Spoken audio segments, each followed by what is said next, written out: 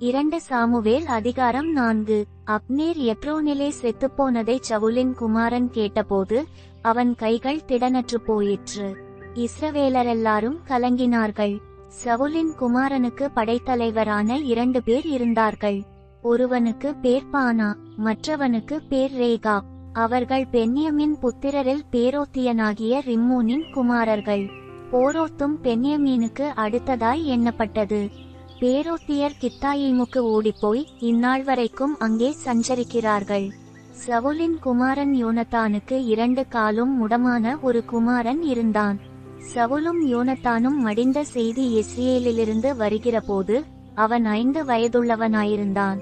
அப்பொழுது அவனுடைய தாதி அவனை எடுத்துக்கொண்டு ஓடிப்போனாள்.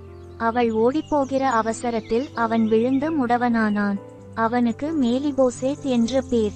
பேரோத்தியனான அந்த ரிம்மோனின் குமாரராகிய ரேகாபும் பானாவும் போய் இஸ்போசேத் மத்தியானத்திலே வெயில் நேரத்தில் படுக்கையின் மேல் சயனித்திருக்கும் போது அவன் வீட்டிற்குள் பிரவேசித்து கோதுமை வாங்க வருகிறவர்கள் போல நடுவீடு மட்டும் வந்து அவனை வயிற்றிலே குத்தி போட்டார்கள். பின்பு ரேகாபும் அவன் சகோதரன் பானாவும் தப்பி ஓடிப்போனார்கள். அவன் தன் பள்ளி அறையிலே தன் கட்டிலின் மேல் படுத்திருக்கும்போது இவர்கள் உள்ளே போய் அவனை குத்திக் கொன்று போட்டு அவன் தலையை வெட்டி போட்டார்கள். பின்பு அவன் தலையை எடுத்துக்கொண்டு ராமுழுதும் அந்தரவெளி வழியாய் நடந்து எப்ரோனிலிருக்கிற தாவீதினிடத்தில் இஸ்போசேத்தின் தலையை கொண்டு வந்து ராஜாவை நோக்கி, இதோ உம்முடைய பிராணனை வாங்க தேடின உம்முடைய சத்துருவாயிருந்த சவுலின் குமாரனாகிய இஸ்போசேத்தின் தலை. இன்றைய தினம் கர்த்தர் ராஜாவாகிய எங்கள் ஆண்டவனுக்காக சவுலின் கையிலும் அவன் குடும்பத்தாரின் கையிலும் பழி வாங்கினார் என்றார்கள். ஆனாலும் தாவீது பேரோத்தியனான ரிம்மோனின் குமாரராகிய ரேகாபுக்கும் அவன் சகோதரன் பானாவுக்கும் பிரதியுத்தரமாக, என் ஆத்துமாவை எல்லா இக்கட்டுக்கும் நீங்களாக்கி மீட்ட கர்த்தருடைய ஜீவனைக் கொண்டு நான் சொல்லுகிறதை கேளுங்கள்.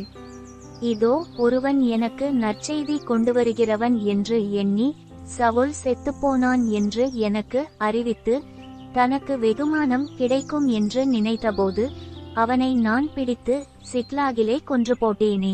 தமது வீட்டிற்குள் தமது படுக்கையின் மேல் படுத்திருந்த நீதிமானை கொலை செய்த பொல்லாத மனுஷருக்கு எவ்வளவு அதிகமாய் ஆக்கினை செய்ய வேண்டும்.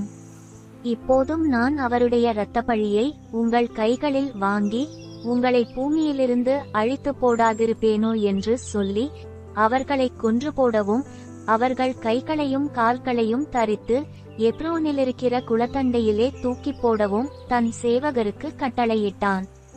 இஸ்போசேத்தின் தலையை எடுத்து எப்ரோனிலிருக்கிற அப்னேரின் கல்லறையிலே அடக்கம் பண்ணினார்கள்.